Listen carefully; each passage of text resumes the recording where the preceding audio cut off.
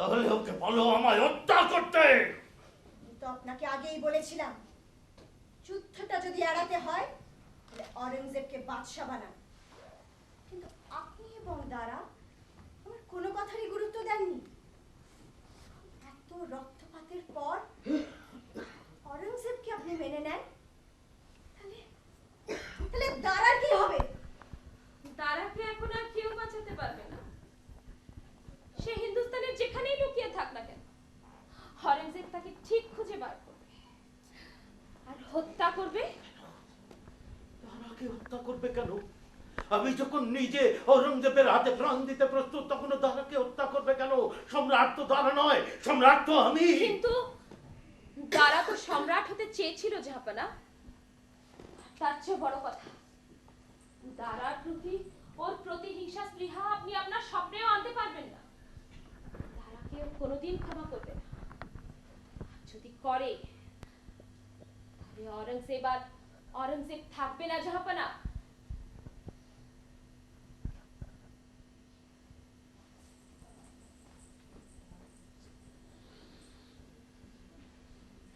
অরঙ্গজেব যখন আমার স্বপ্ন পূরণ করবে না, আর দারাকেও যখন হত্যা করবে, তখন আমি কিছুতেই ওকে আগ্রার দুর্গে ঢুকতে দেব না। প্রাণ থাকা পর্যন্ত লড়ে যাব। শায়েস্তা খাঁ সাহেব, যাব দুর্গের দ্বার বন্ধ করে দিন। অরঙ্গজেবের বাহিনী যদি আক্রমণ করে, কোনো মতেই প্রবেশ করতে দেবেন না। প্রাণ থাকা পর্যন্ত লড়ে যাবেন। ওই দিকে তাকাবার কি আছে? বলে যাবেন না, এটা এটা আমার আদেশ। হুকুম তামিল হো। যাব দুর্গপ্রসাদের অর্ধেকের বেশি সৈন্য অরঙ্গজেবকে স্বাগত জানাবার জন্য প্রস্তুতি নিয়েছে। আপনিও কি? গোস্তাকি মাফ জাহাপনা। সত্যি এখন অবস্থাটা এরকম যে আমরা অরঙ্গজেবের সঙ্গে 3 শতকের বেশি যুদ্ধ চালিয়ে যেতে পারবো না। তাহলে যান, দুর্গ দ্বার উন্মুক্ত করে দিন। নিজে ওকে স্বাগত জানান আগ্রায়, তারপরে নিজ হাতে মসনদে বসিয়ে ওর বর্ষতা স্বীকার করুন। তারপরে ওর পা চাটুন, পা।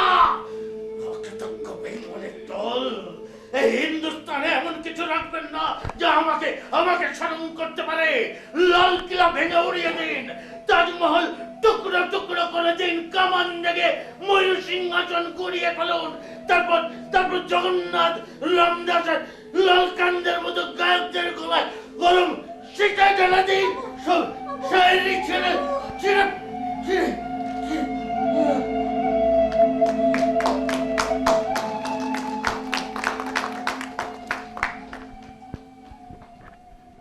সম্রাটের আদেশ অনুযায়ী দুর্গদ্বার বন্ধ করে দিন। খোদা তাআলার উপর বিশ্বাস রাখুন, তারপর যা ঘটার তা তো ঘটবে। কিন্তু শেহজাদি সত্যি এখন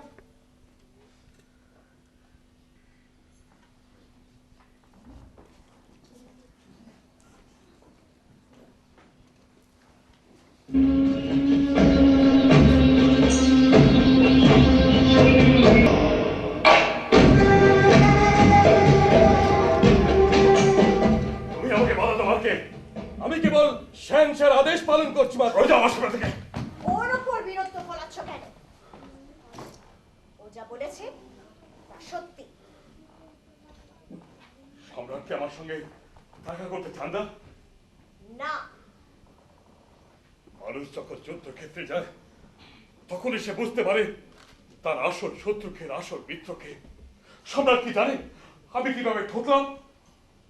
তোমার পরাজয় যতটা তিনি হতাশ, তার চেয়ে বেশি হতাশ তার স্বপ্নটা পূর্ণ হলো না দেখে। কিন্তু কিন্তু আমি তো সম্রাটকে কথা দিয়েছি তার স্বপ্নকে পূরণ করবই।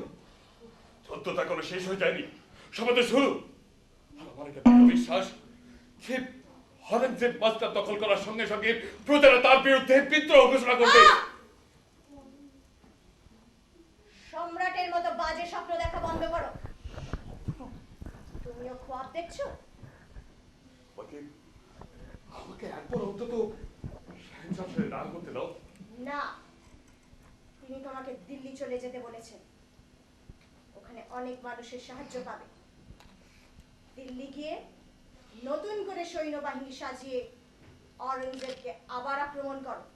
কিন্তু দিল্লি যাবো কেন? औरंगजेब आग्रार दिके एगिয়ে আসছে ভিন্ন পথ দিয়ে তার পুত্র সুলতান মোহাম্মদ আসছে তোমার কি মনে হয় ওরা তোমাকে বরণ করে নেওয়ার জন্য আসছে অশোক, আমি তুর্কের ভেতর থেকে লড়াই চালিয়ে যাব, মরতে আমি ভয় পাই না বাবু। ভালো করে শোনো আত্মহত্যায় কোনো সৌর্য নেই যা বললাম তাই করো দিল্লি যাও ওখানে অনেক মানুষকে পাবে সম্রাট তোমার জন্য এই ব্যবস্থাই করলে औरंगजेबকে উনি সামনে নেবেন তোমার কি মনে হয় औरंगजेब সম্রাটকে ছেড়ে কথা বলবে? আর আমি দিল্লি চলে গেলে আগ্রাকে কি সামলাবে? আগ্রাকে এখন কেউ বাঁচাতে পারবে না পথ যদি একটা বেরোয় তাহলে ভবিষ্যতেই বেরোবে আর সেটাও নির্ভর করছে তোমার কার্যপ্রণালীর উপর আর দিল্লিতে গিয়ে তুমি নিজেকে কিভাবে তৈরি করছো তার উপর ঠিক আছে, আমি দিল্লি যাচ্ছি, তবে আমার কার্যকলাপ যদি সফল না হয় তাহলে তোমাকে আর সম্রাটকে আর কোনোদিন দেখতে পারবো না। একটা কথা মনে রাখো, তোমার এক ভাই ছিল, সে সত্যি সত্যি তোমাকে ভালোবাসতো।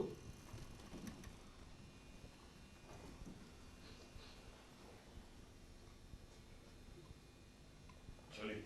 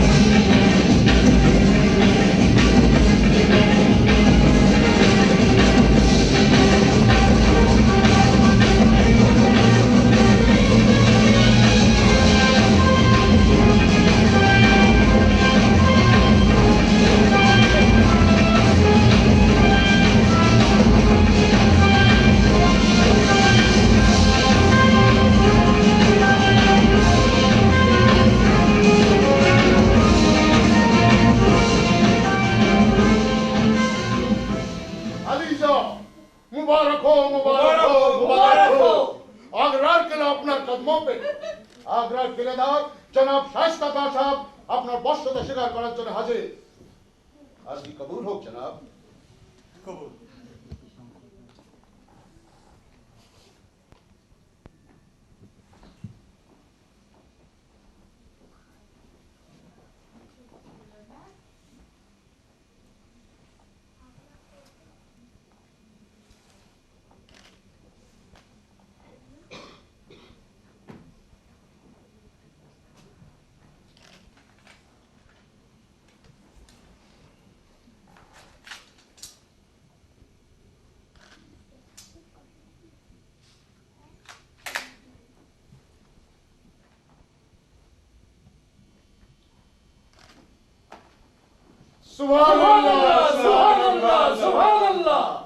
জনাব শাইস্তা খান সাহেব আপনার কেলেদারি বরকরার জাহাপনা আপনাকে সিপাহসালার নিযুক্ত করলে মুবারক হোক আজকের দিনটা বহুত মুবারক এইদিকে আগ্রা খিলাফতে হলো আর ওদিকে মুরাদ চাচার কাহিনীও খতম হলো ঠিক কি করে হলো শাহজাদা আমরা ওনাকে সুরা আর সাকিতে ভরিয়ে দিয়েছি পান করতে করতে এক সময় উনি লুটিয়ে পড়েন জ্ঞান হারান তারপর খলিলুল্লাহ খান সাহেব টুক করে তার গলাটা দিল নামিয়ে।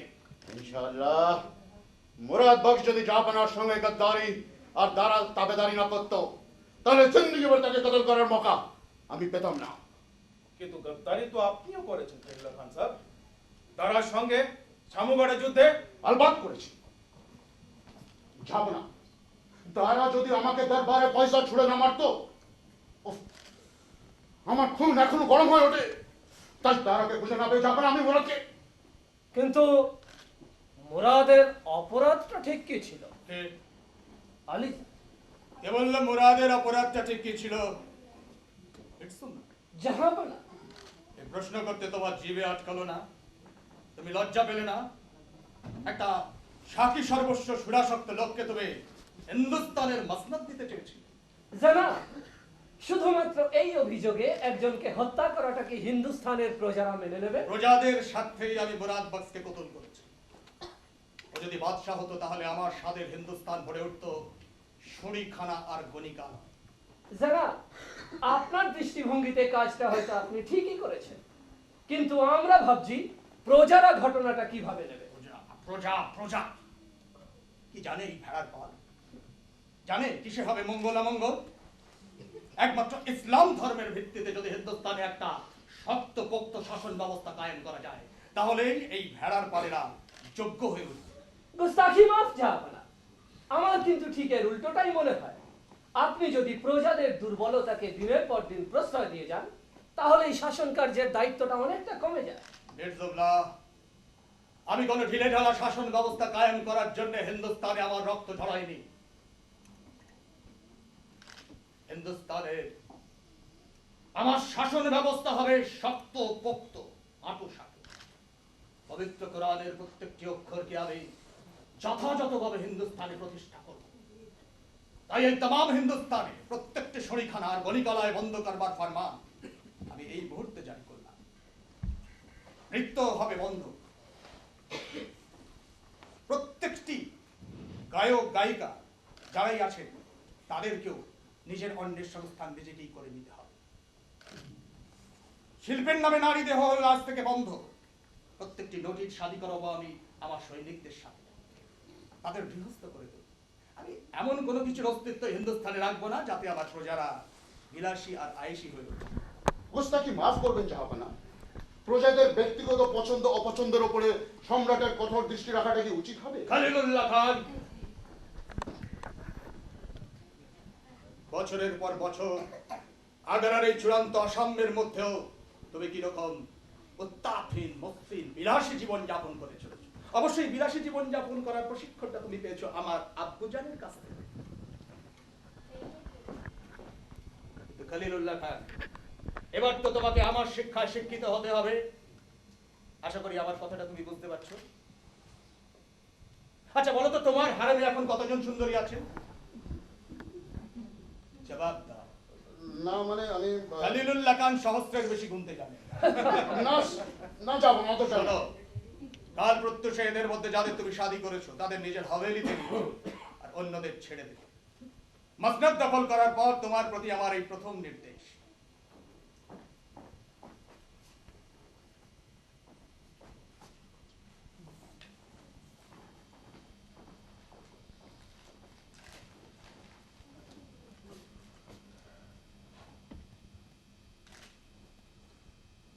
বিসমিল্লাহ।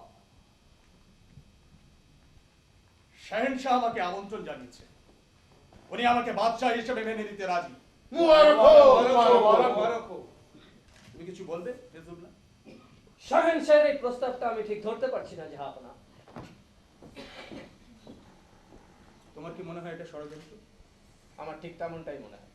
কিন্তু দারা যখন দিল্লি পালিয়েছে আর হিল্লার সক্করেই যখন বশ্যতা স্বীকার করেছে, এই অবস্থায় শাহেনশাহ এমন কি ষড়যন্ত্রের জাল বুনতে পারে বলে তোমার মনে হয়? উনি তো ওনার সমস্ত শৌর্য হারিয়ে এখন গুহার ভেতরে গিয়ে এসে দিয়েছে। কিন্তু আমাদের সাবধানতা অবলম্বন করা উচিত জাহাপনা। একতলা পাঠাও, শাহেনশাহর সঙ্গে আমি মোলাকাত করতে চাই। অবশ্য উনি এটা ভাবছেন না তো যে আমি কোষ্ঠী পাথরের মহলটা নির্মাণ করে দিই? আর উনি যদি এটা ভাবেন তাহলে তাহলে তো ওনার প্রস্তাবটা ওনার মুখের ওপরই প্রত্যাখ্যান করতে হবে। কারণ এত অর্থ তো আমি বেকুফের মতো ব্যয় করতে পারবো না। আমাকে শক্তি দাও, আমি যেন ওনার সামনে শক্ত হয়ে দাঁড়াতে পারি। জাহাপনা, আপনার মতন মানুষ শক্তি সঞ্চয়ের জন্য আল্লাহর কাছে নতজানু হচ্ছে। খলিলুল্লাহ খান, একমাত্র মহান আল্লাহর আমি জানি যে কতটা শ্রদ্ধা, ভক্তি আর ভালোবাসার বন্ধনে আমি তার কাছে আবদ্ধ। এটা আমি আমার অন্তরে একটা ক্ষতের মতো নিয়ে বয়ে বেড়াচ্ছি। আসল ভয়টা কি জানো? কাল পর্যন্ত হিন্দুস্তানের তামাম বাদশারা যার সামনে ভয়ে কিছু হয়ে থাকতো, সেই বিশাল মানুষটার সামনে আমি আমার দৃঢ়তা প্রকাশ করতে পারবো তো? হাজার হোক, আমি তো তার সন্তান। পিতা পুত্রের চিরকালীন সম্পর্ক